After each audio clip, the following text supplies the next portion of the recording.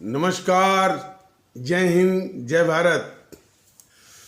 भारतीय अवाम ताकत दल अपने भारतीय भाई बहनों अर्थात अपने देश भारत की जनता अर्थात अपनी भारतीय अवाम से भारतीयता आधारित आपसी श्रद्धा, भारतीयता आधारित आपसी स्नेह, भारतीयता आधारित आपसी प्रेम, भारतीयता आधारित आपसी अखलाक मोहब्बत, भारतीयता आधारित आपसी सहयोग, भारतीयता आधारित आपसी सम्मान, भारतीयता आधारित आपसी एकता, भारतीयता आधारित आपसी भाईचारा तथा भारतीयता आधारित आपसी सद्भाव को समझने व उसे आत्मसात करके वैसा ही आचरण एवं व्यवहार करने हेतु और इसके पूरे देश में प्रचार प्रसार करने हेतु और इसकी अहमियत और महत्व को प्रत्येक देशवासी को समझाकर उसे अपनाते हुए वैसा ही आचरण एवं व्यवहार करने हेतु और प्रत्येक देशवासी को अपना ही भारतीय भाई बहन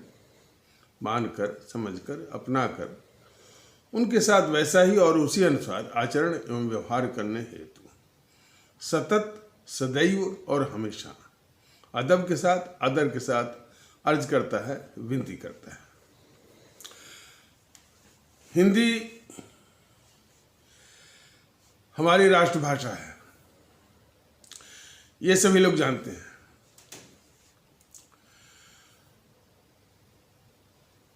सब लोग कहते भी हैं, लेकिन हिंदी के साथ कैसा छल हो रहा है इसी देश में,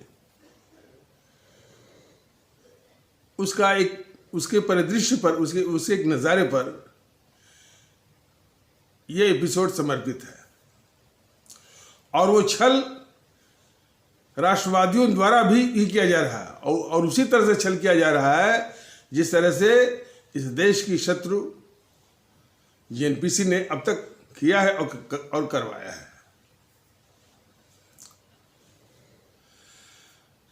हिंदी राष्ट्रभाषा है,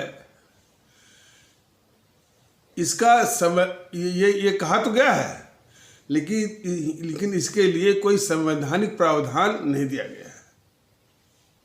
राजभाषा के रूप में कहा गया है। राजभाषा मतलब कि जो केंद्र सरकार की भाषा है, ऑफिशियल लैंग्वेज, उस रूप में हिंदी को कहा गया है। लेकिन उसमें जो एक राइडर जोड़ा गया है कि जब तक हिंदी का प्रचार प्रसार संपन्न न हो, पूर्ण न हो, तब तक अंग्रेजी जो है एक वैकल्पिक भाषा के रूप में रहेगी। नाम दिया गया यानी सरकारी शब्दावली में वैकल्पिक भाषा, और वो वैकल्पिक के नाम पर पूरा हिंदी को दाब करके वो रानी बन के बैठी हुई है। ये स्थिति इस देश की दुश्मन, इस देश की शत्रु, इस सबसे बड़ी गद्दार जेएनपीसी ने करवाया है। और वही चीज जो है ये जो राष्ट्रवाद का मुखौटा पहने हुए हैं मोदी महोदय और उनकी सरकार बीजेपी वाले भी करवा रहे हैं। इस पर चर्चा तो करेंगे ही, लेकिन उनकी मानसिकता जरा देखिए। इंडिया फर्स्ट क्या होता है मोदी जी, ये बता दीजिए। क्या आपको इसकी हिंदी नहीं आती है? बता दीजिए। आप भी जो है वो मणिशंकर अय्यर की तरफ बहाना तो नहीं करेंगे कि एक बार मणिशंकर अय्यर ने आपको नीच बोला था। और जब उससे पूछा गया कि भाई कि इस तरह की भाषा का प्रयोग क्यों कर रहे हो, तो वो तुरंत इस पर आ गया कि हमारी हिंदी कमजोर है। देखिए, इस तरह के जो खुद ही नीच रहते हैं, जिनके मन में खोट रहता है, वो उसी गंदगी में चले जाते हैं जो उनकी पारंपरिक गंदगी है।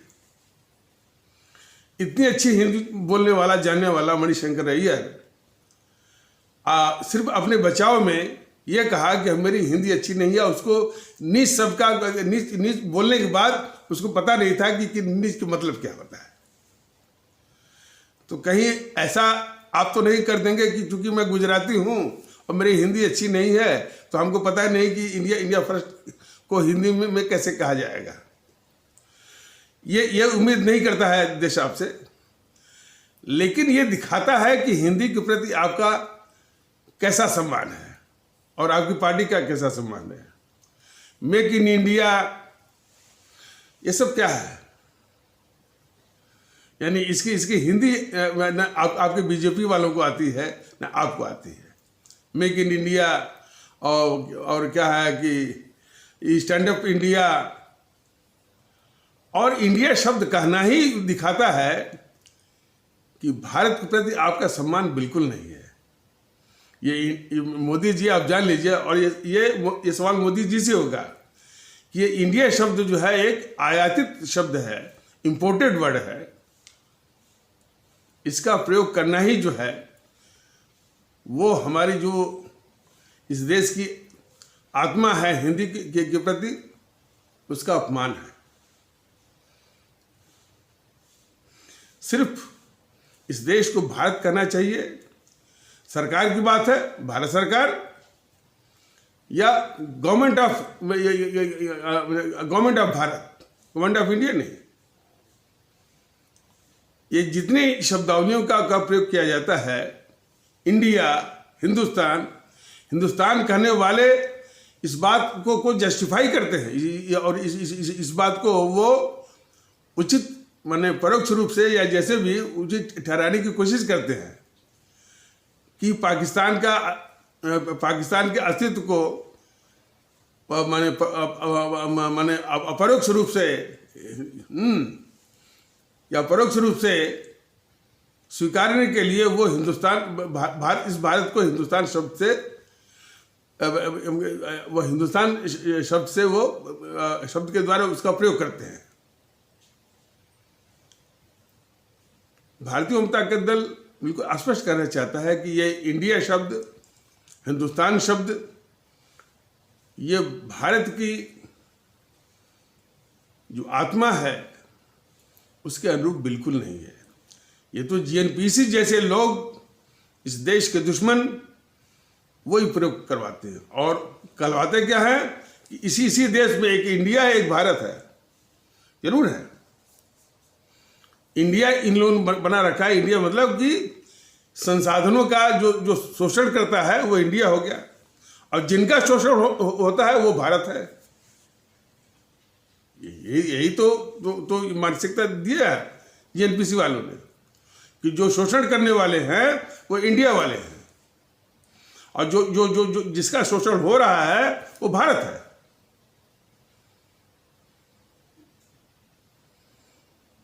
तो खैर, इस पर आ जाइए, हमारी जो देश की आत्मा है हिंदी पर आ जाइए। हिंदी के विषय में जानना बहुत जरूरी है कि हिंदी का जन्म और उर्दू का जन्म दोनों साथ साथ हुआ, और हिंदी को सबसे पहले किसी मुस्लिम ने ही जो है वो शुरू किया था, और फिर बाद में दोनों की लोकप्रियता साथ साथ चलती रही। कोई भेद नहीं रहा कि ये हिंदी है, उर्दू है।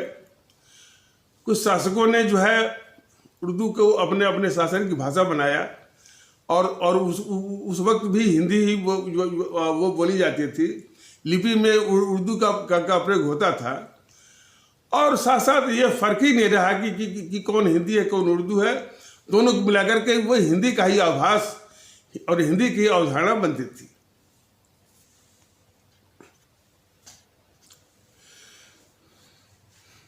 हमारे स्वतंत्रता का संघर्ष, आज़ादी की जंग या आज़ादी की लड़ाई का माध्यम हिंदी ही था,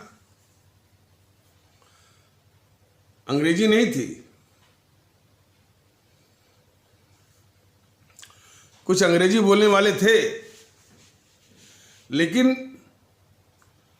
उस तरह से वो लोकप्रिय तभी हुए जबकि उन्होंने हिंदी का प्रयोग जबकि उन्होंने हिंदी का सहारा लिया।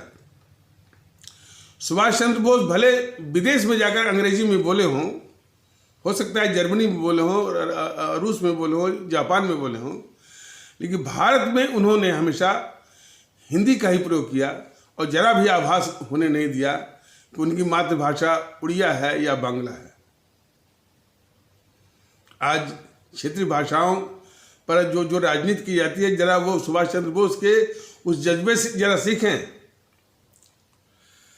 एक कोई सवाल किया था ना हमारे भारतीय अवाम ताकत दल के पदाधिकारी से कि ये जो भारतीयता की बात चलाई जा रही है भारतीय अवाम ताकत दल के द्वारा, उसमें हमारे यानी उड़िया पहचान का, उड़िया अस्तित्व का क्या होगा। ये भारतीय अवाम ताकत दल ने बार बार बताया है कि भारतीयता तो एक व्यापक शब्द है और व्यापक अवधारणा है, और व्यापक भी है और गौरवपूर्ण भी है। तो कोई चाहे हमारा भारतीय भाई बहन उड़ीसा में रहने वाला हो, चाहे पश्चिम बंगाल का रहने वाला हो, चाहे वो बिहार का रहने वाला हो, चाहे वो कश्मीर का रहने वाला हो, चाहे वो गुजरात का रहने वाला हो, चाहे तमिलनाडु का, चाहे केरल का, चाहे कर्नाटक का, चाहे आंध्र प्रदेश का, वो सभी भारतीय हैं। भारतीय गौरव के आगे किसी भी गुजरात गर्वी, Tamil pride, Kerala pride, Kannada pride का कोई अस्तित्व नहीं है। जो हमारी भाषाएं हैं अलग अलग क्षेत्रों में बोली जाती हैं, और उनका साहित्य भी और उनका काफ़ी माने समृद्ध भाषाएं, ऐसी बातें नहीं। उनके अलग अलग लिपियां हैं, उनके अलग अलग साहित्य हैं। तो हमारी वो भारतीय भाषाएं हैं, और ये चीज़ सिर्फ भारतीय अवाम ताकत दल ही नहीं कर रहा है। भारत के संविधान ने भी उनको तमिल के रूप में मान्यता नहीं दी है, उनको मलयालम के रूप में मान्यता नहीं दी है, उनको बांग्ला के रूप में मान्यता नहीं दी है, उनको गुजराती के रूप में मान्यता नहीं दी है, उनको पंजाबी के रूप में मान्यता नहीं दी है। सिर्फ एक ही शब्द बोला है, हमारी भारतीय भाषा है। भारत के संविधान ने भी कहा। इसी मर्म को जानना चाहिए कि वो जो भाषा है वो भी भारतीय भाषा है। इसलिए जो लगाव होना चाहिए, जो गर्व होना चाहिए भारतीयता पर सभी को, तमिलनाडु से लेकर के कश्मीर तक।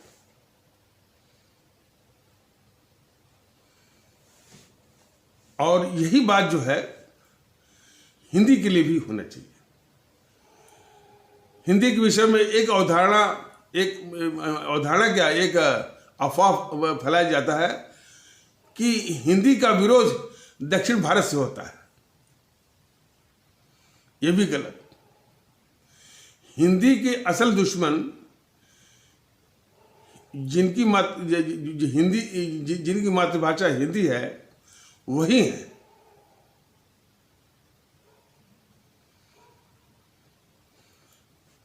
हिंदी वालों ने जो सामग्री हमारी प्रतियोगी परीक्षाओं के लिए, सिविल सर्विसेज, पीसीएस के लिए आवश्यक हैं, और इतिहास हुआ, भूगोल हुआ, दर्शन शास्त्र हुआ, मनोविज्ञान हुआ, राजनीति शास्त्र हुआ, और भी इस तरह से सामग्री जो है वो हिंदी में उस स्तर की वो उपलब्ध कराने में बिल्कुल विफल रहे हैं जिस तरह के सामग्री जो है अंग्रेजी माध्यम में लिखे गए लेखकों के द्वारा उपलब्ध कराई गई है। इसीलिए ये जो उच्च सेवाओं की जो प्रतियोगी परीक्षाएं होती हैं उसके अभ्यर्थी हमेशा जो है वो अंग्रेजी में लिखे गए उन पुस्तकों की ओर ही दौड़ते हैं। ये हिंदी के लोग यदि हिंदी को सम्मान देना चाहते हैं तो अंग्रेजी माध्यम में दिए गए जितनी भी सामग्री, चाहे इतिहास के संबंध में, भूगोल के संबंध में, मनोविज्ञान के संबंध में, दर्शन शास्त्र के संबंध में, राजनीति शास्त्र के संबंध में, समाज शास्त्र के संबंध में, जितने मानवतावादी जितने विषय हैं उससे अच्छी सामग्री वो दे सकते हैं। लेकिन दिए नहीं। तो ये देख लिए, और देते भी हैं। अच्छा, और कोई तो बस एक बार अपना वो लिख करके दे देता है उसके शुद्धिकरण के लिए, उसके प्रूफ के लिए, फिर वापस वो देखता भी नहीं है। और इतनी गलतियां उसमें होती हैं, मैंने उसके पूर्ण विराम में, कामा में, मतलब कि इतनी लापरवाही। वहीं पर अंग्रेजी में लिखी हुई किताबों में बिल्कुल ये शब्द नहीं मिलता है। तो ये नमूना बताया जा रहा है कि हिंदी के असल शत्रु जो है वो हिंदी वाले ही हैं। और इस तरह का अफवाह फैलाए हुए हैं कि हिंदी का विरोध दक्षिण भारत से होता है। और कैसे दुश्मन है? संघ लोक सेवा आयोग देख लीजिए, इसके जितने भी साक्षात्कार होते हैं वो बिल्कुल अंग्रेजी का बाहुल्य है। जितने मंत्रालय हैं, कितना काम होता है वो हिंदी में, देख लीजिए। अच्छा, काम तो अपने स्थान पे है। इसकी जड़ में क्या है कि जो हिंदी को कमजोर किया गया, ये कट्टरवादी तत्वों ने। अब कट्टरवादी तत्व कौन है, कहां से आए हैं, अब इस विषय पर चर्चा अभी नहीं की जाएगी। उन्होंने क्या किया कि जैसे बताया गया कि हिंदी और उर्दू साथ में मिले हुए थे, लोग इसका इस्तेमाल भी करते थे, प्रयोग भी करते थे। कोई इसकी ओर ध्यान ही नहीं देता कि कौन हिंदी है कौन उर्दू है। लेकिन कट्टरवादी तत्व ने उस हिंदी से सारे उर्दू के शब्द निकाल करके उसमें संस्कृत के शब्द उन्होंने ठूस दिया। अब वो संस्कृत के शब्द ठूसने से वो हिंदी बिल्कुल अग्राह्य हो गई, अटपटी हो गई, और इस तरह से हो गई कि हिंदी जानने वालों के लिए भी वो कठिन हो गई। अब इसका नमूना कभी आप ये पर्चा वर्चा जो भरते हैं चुनाव का, एमएलए का चाहे एमपी का, देख लीजिए किस तरह की हिंदी ये आपका वो चुनाव आयोग लग रहा है कि वो गूगल से उठा करके वही हिंदी डालता है वो चुनाव आयोग। नामांकन को लिखता है नाम निर्देशन, कहाँ से लाया वो शब्द, वो चुनाव आयोग। और दिल्ली वालों की हिंदी तो और माशाअल्लाह है। हिंदी के सबसे बड़े दुश्मन जो है दिल्ली में जो प्रयोग करते हैं हिंदी का, और आरोप लगाते हैं कि हिंदी का विरोध होता है दक्षिण भारत से।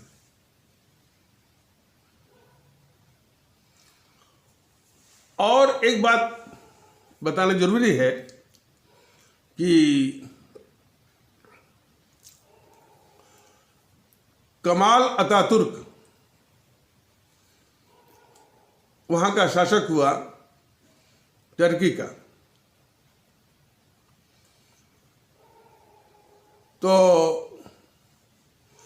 वहां पहले यानी मुस्लिम बाहुल्य मेजॉरिटी, मतलब मुस्लिम थी और थोड़े से क्रिश्चियन थे। तो लेकिन क्रिश्चियन बहुत दिनों तक वो शासन करते रहे। लेकिन जब मेजॉरिटी की बात आई और इस तरह से बात आई तो फिर पहला शासक ये कमाल अतातुर्क हुए। तो उन्होंने कहा कि भाई जो सरकारी कामकाज है वो यहाँ की जो जन भाषा में होगा। तो इसके लिए उन्होंने एक बैठक बुलाई। तो इस पर वो चर्चा चलवाई कि भाई जन भाषा में सरकारी कामकाज को लागू कैसे किया जाए, कब से किया जाए, और उसकी वो तिथि या डेडलाइन जो भी है क्या होनी चाहिए। तरह तरह के लोगों ने विचार दिया कि साहब अंग्रेजी बहुत दिनों से चल रही थी और अंग्रेजी के स्थान पर इसको लागू करने में 100 वर्ष लग जाएंगे, कुछ 200 साल लग जाएंगे, क्या क्या लग जाएंगे।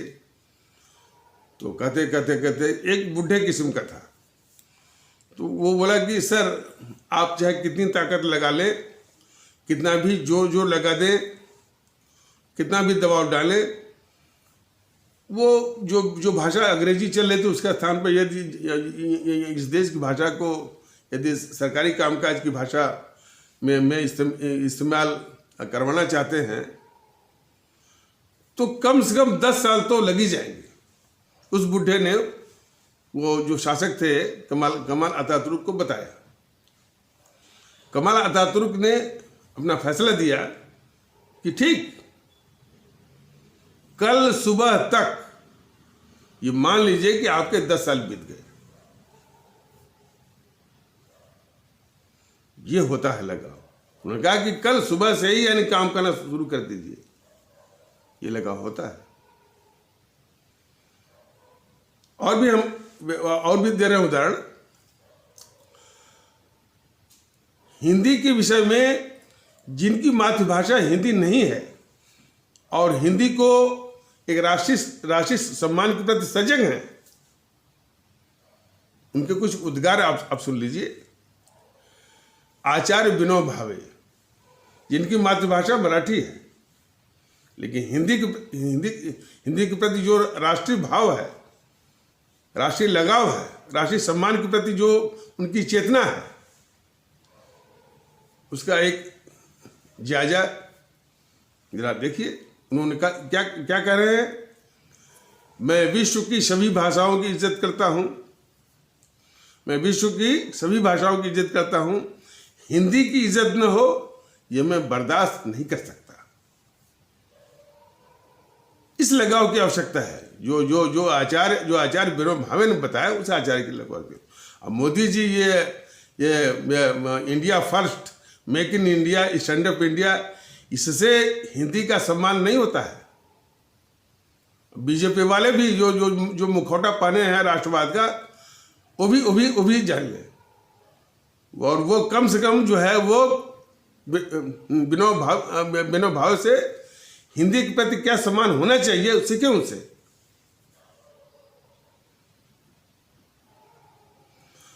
और व्यवहारिक रूप में किसी भी भाषा को यदि जन भाषा बनाना है, लोकप्रिय बनाना है, उसको रोजी रोटी से जोड़िए, रोजगार से अपने आप फैल जाएगी। रोजी रोटी से जुड़ी हुई अंग्रेजी, तो हिंदी का विकास वो कैसे होगा? अरे हिंदी टाइपिंग में कितनी दिक्कत होती है देख लीजिए ना कंप्यूटर में। अंग्रेजी का वर्चस्व कैसे बिल्कुल जड़ बना करके बैठा हुआ है, ये देखने की जरूरत है। जितनी भी संक्षिप्त यानी संक्षिप्तियाँ आती हैं, यानी मजमून आते हैं, जिसको अंग्रेजी में ब्रीफिंग आती है मंत्रालयों के, सब अंग्रेजी में। बेशर्मी से उनको शर्म नहीं आती है इन मंत्रालय में यानी काम करने वालों को कि 70 साल बीत गए, वो हिंदी में वो बोल नहीं सकते। दिल्ली वाले जो हिंदी बोलते हैं, 2-4 शब्द उसमें अंग्रेजी का डालते ही डालते हैं, वो सिर्फ ये दिखाने के लिए कि हिंदी को अंग्रेजी की बैसाखी की जरूरत है। और देख लीजिए, भजन होगा हिंदी में और उसके अक्षर लिखे जाएंगे। आप यूट्यूब पर देखिए, अक्षर लिखे जाएंगे अंग्रेजी के। वो क्या दिखाता है कि ये सब कॉन्वेंट से पढ़े हुए हैं। अब चूंकि हिंदी में उनको बोलना है तो शब्द तो रहेंगे हिंदी के, अक्षर डाल देंगे अंग्रेजी का। तो अंग्रेजी किस तरह से वो कैंसर की तरह जो है वो हर जगह वो फैली हुई है, वो भी बीजेपी जैसे राष्ट्रवादी मैंने नकली और छद्म वो राष्ट्रवादियों के शासनकाल में।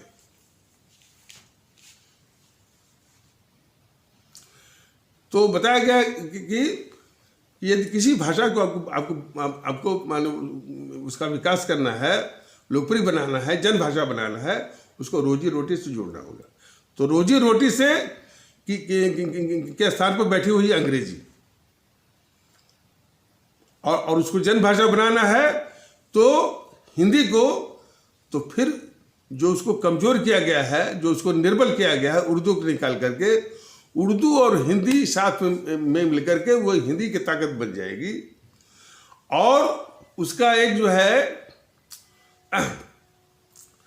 एक संकलन, एक ग्लासरी से कहता है, संकलन बना करके पूरे देश में बताया जाए कि यही इसका एक मानक शब्दावली है, मानक संकलन है, इन्हीं और इसी हिंदी का प्रयोग किया जाना चाहिए। इसलिए कि हमने देखा है कि जब हम नौकरी करते थे, अलग अलग प्रदेशों में अलग अलग वो हिंदी यानी पूरा बिखरी हुई है, मानक नहीं है। तो एक ही हिंदी, एक तो हिंदी उर्दू को मिला करके फिर एक अलग से संकलन बनाना होगा शब्दों का, वाक्यों का, जो भी है, जो कि अंग्रेजी को अच्छी तरह से उसको प्रतिस्थापित कर सके, हटा सके या रिप्लेस कर सके। और इसके बाद और फिर यह भी होना चाहिए कि एक प्रदेश दूसरे प्रदेश से जब भी कोई संचार करते हैं तो जो उनकी जो संपर्क भाषा हो वो इसी हिंदी का ही वो प्रयोग करें। संघ लोक सेवा आयोग को बिल्कुल स्पष्ट वो निर्देश होना चाहिए कि अधिक से अधिक साक्षात्कार या उसी हिंदी में करे वो। और फिर कानून बना करके जितने भी उच्च न्यायालय हैं, जितने भी सुप्रीम कोर्ट में, इसमें भी जितने भी बहस हो, जितने भी वो मसौदे तैयार किए जाए, सब हिंदी में। सेना में भी जितने भी निर्देश हैं, कमांड हैं, सब हिंदी में, तब जाकर के हो। तो सर्वप्रथम तो जो हिंदी को कमजोर किया गया है, जो जिस साजिश के तहत जो है उसको सशक्त बनाना होगा।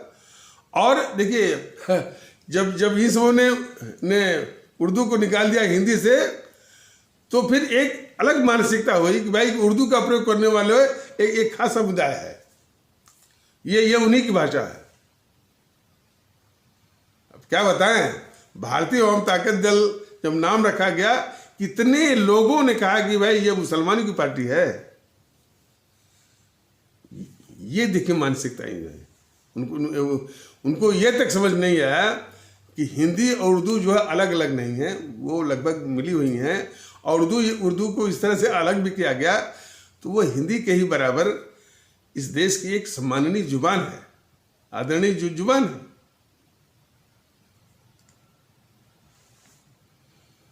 तो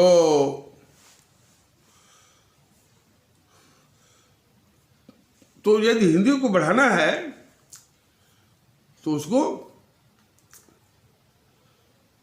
रोजी रोटी से जोड़ना होगा। इसे जो कंप्यूटर में जो तमाम उलझने हैं वो हिंदी को लेकर के उसको दूर करना होगा। इसको लोकप्रिय बनाना होगा। जितनी भी संक्षिप्त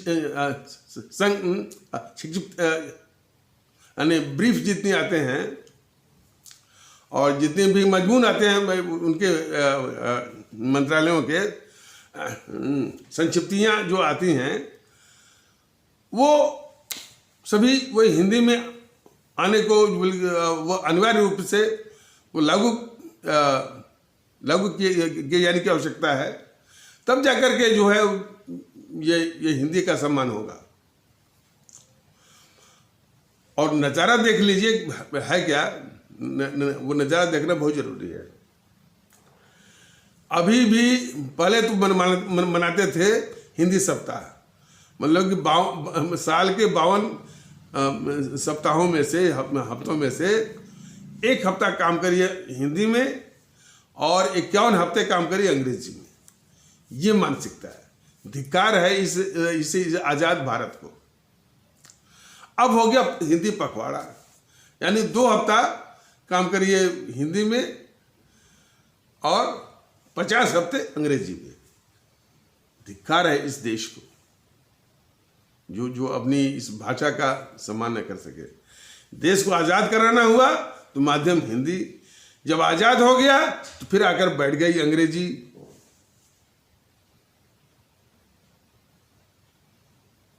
और अंग्रेजी बोलने में लोग बड़ा गर्व का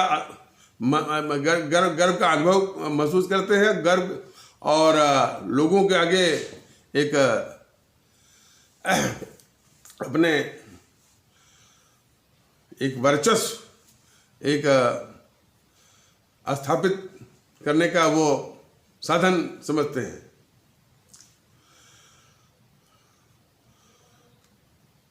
तो एक तो ये छल है सरकारी कामकाज का। मैंने आपको बताया कि हिंदी सप्ताह और या हिंदी पखवाड़ा, ये बिल्कुल छल है।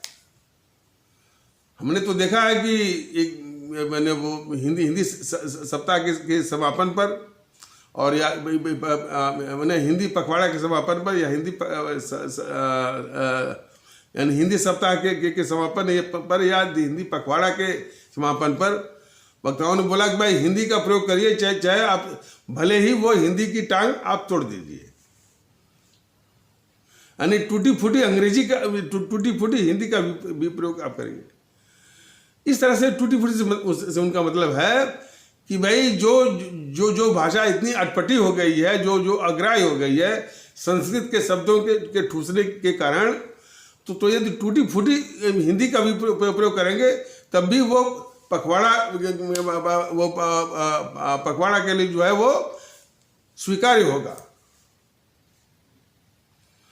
और खास करके जो मूर्धन्य संस्थाएं हैं हमारे देश में, जैसे संघ लोक सेवा आयोग है हमारे, वो केंद्र सरकार के मंत्रालय हैं, और हमारी जो न्यायपालिका है जिसमें उच्च न्यायालय हैं, आपके सर्वोच्च न्यायालय है, यहाँ पर जब वो हिंदी बिल्कुल गायब है, अंग्रेजी का बोलबाला है, तो कौन सा सम्मान है वो हिंदी के लिए, कोई बताए? तो ये सब जो है जेएनपीसी वालों, गांधी नेहरू परिवार चंडाल चौकड़ी जो है या काकस कह लीजिए, इन समूह ने तो इस चीज को बनाया स्थापित भी किया और इस चीज का बढ़ावा दिया, क्योंकि वो देश के दुश्मन हैं। लेकिन जो राष्ट्रवाद का मुखौटा जो पहने हुए हैं, वही सवाल इनसे भी है। ये इनका राष्ट्रवाद है और हिंदी के प्रति इनका वो सम्मान है। और दूसरा छल क्या है? एक है त्रिभाषा फार्मूला, त्रिभाषा सूत्र जो है, तो उसमें यह है कि भाई मातृभाषा और राष्ट्रभाषा और फिर अंतर्राष्ट्रीय भाषा। मातृभाषा जो भी आपकी, बांग्ला हो, तमिल हो, मलयालम हो, पढ़िए। राष्ट्रभाषा के रूप में आप हिंदी पढ़िए और अंतर्राष्ट्रीय भाषा के रूप में अंग्रेजी पढ़िए। ठीक है भाई, इन्होंने इस बात का ध्यान नहीं दिया कि हमारे देश में कुछ प्रदेश ऐसे हैं जिनकी मातृभाषा भी हिंदी है और राष्ट्रभाषा तो खैर हिंदी है ही, तो उनके लिए तो भले वो त्रिभाषा का माने बोला जाए, लेकिन उनको पढ़ना पड़ेगा सिर्फ दो भाषा। और जो अहिंदी भाषी क्षेत्र हैं, यानी जिनकी मातृभाषा हिंदी नहीं है, उनको पढ़ना पड़ेगा 3 भाषा। अब इसी भेदभाव का बहाना लेकर के हिंदी विरोध जो है वो चालू हो गया। अच्छा देखिए, हिंदी का जो विरोध करने की जो बात कही जाती है, या दक्षिण भारत की बात कर लीजिए, उनका अंग्रेजी के प्रति तो प्रेम है और बड़े बड़े धड़ल्ले से बोलते हैं, और कुछ राजनीतिक कारणों से वो हिंदी का एक विरोध का एक माहौल खड़ा करते हैं। और वास्तव में ये मतलब कि एक माहौल बनाना चाहिए। अब जैसे मैं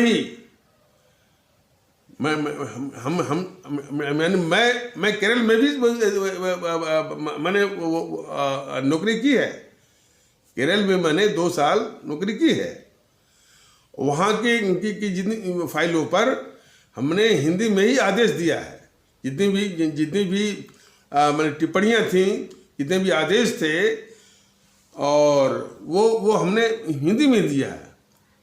और इसके बाद तो वहाँ के लोग जब उन्होंने अपनी बात बताई कि साहब हम लोग की हिंदी नहीं आती है और हमको दिक्कत होगी, तो हमने ये पूछताछ की भाई कि पहले ये बताइए कि हिंदी सीखने के नाम पर क्या क्या धन का आवंटन आया हुआ है इस दफ्तर में, उसका विवरण दीजिए।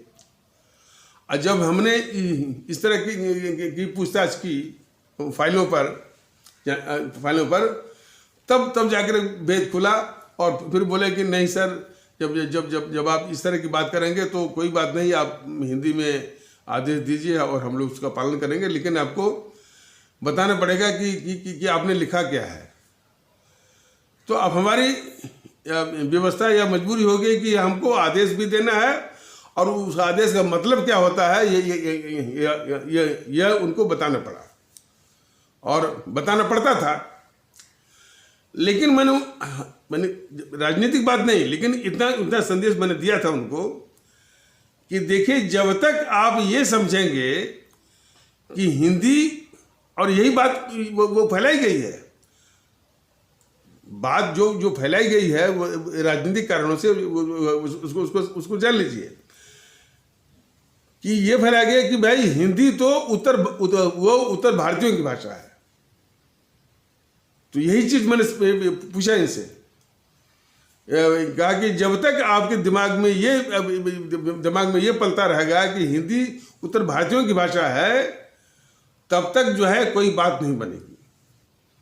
माने कि हिंदी पूरे देश की भाषा है, आपकी भी भाषा है, तो उसको सीखिए और इस्तेमाल करिए। और हमने कहा कि ये विश्वास मानिए कि यदि इस तरह से आप प्रयोग करेंगे और सीखेंगे, तो जिनकी मातृभाषा हिंदी है उनसे भी कुछ दिनों में आप आगे निकल जाएंगे। तो हम ऐसे उदाहरण हैं, जिनकी मातृभाषा हिंदी नहीं है, उन्होंने अपना सिक्का जमाया है हिंदी के क्षेत्र में। जैसे मैंने अभी बताया, आचार्य विनोबा भावे, डॉक्टर सुदर्शन भट्ट, इनकी मातृभाषा गुजराती है, और सरदार पूर्ण सिंह और डॉक्टर महीप सिंह, फादर कामिल बुल्के, ये ईसाई थे। तो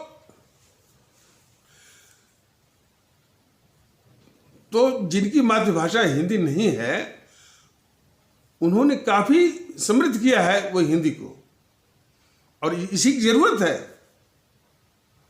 लेकिन इस तरह से दोनों ओर से कि वहाँ एक राजनीतिक माहौल कि भाई हिंदी जो उत्तर भारतीयों की भाषा है, लेकिन यदि ऐसा इस तरह का जहर उधर फैला गया है, तो कोई जाकर उनको बताने वाला भी नहीं। मैं तो सरकारी नौकर था, हमने बता दिया और लोग मान भी गए, लेकिन राजनीतिक तौर पर कोई जाकर नहीं बताया कि नहीं भाई, हिंदी उत्तर भारतीयों की भाषा नहीं है, ये आपकी भाषा है।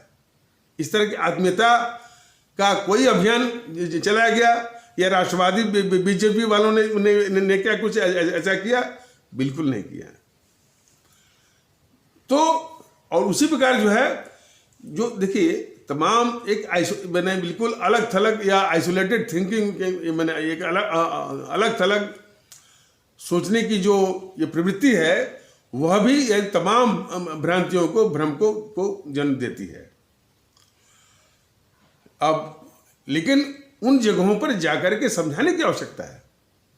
हिंदी के प्रसार को वहां पर यह बताया जाता है कि हिंदी जो थोपी जा रही है, भाई हिंदी इस देश की भाषा है, यदि प्रसार होगा तो वो थोपना तो थोड़ी हुआ। लेकिन ये बताने की आवश्यकता है सीए पर क्या हुआ कि हमारे इस्लाम आस्था वाले माने भारतीय माताओं और बहनों को किस तरह से इन सब ने जहर भरा था कि सीए आ जाएगा तो आपकी नागरिकता खत्म हो जाएगी, ये खत्म हो जाएगा, वो खत्म हो जाए, आपको बाहर निकाल दिया जाएगा। और उन माताओं बहनों के कंधों पर बंदूक रख करके उनका इस्तेमाल किया गया, उनको और उनको बिठा दिया गया शाहीन बाग में। अब शाहीन बाग में कोई नेता जा नहीं रहा, शाहीन बाग में कोई भी बीजेपी का नेता गया नहीं, दूर से ही जो है वो करंट जो है वो लगा रहा था। यही तो है कि दूर से भ्रम पालना, आरोप लगाना और बिल्कुल और जो है तरह तरह का जो है वो सगुफे छोड़ना, भ्रांति फैलाना, उनके विषय में वो गलत बातें जो है वो फैलाना। इस तरह से काम नहीं चलता है। उनके पास जाना पड़ता है, निवेदन करना पड़ता है, समझाना पड़ता है।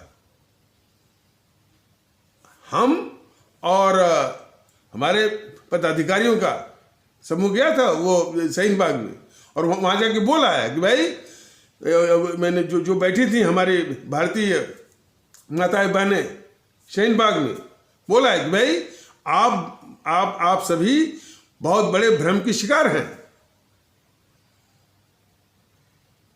और जब कोरोना का आक्रमण हुआ तब भी ये निवेदन किया गया कि आप उठ जाइए और अपने वो परिवार में जाइए। तो इस तरह से शुद्ध मन से राष्ट्रीय विचार के साथ इन सारी बातों को देखना पड़ेगा।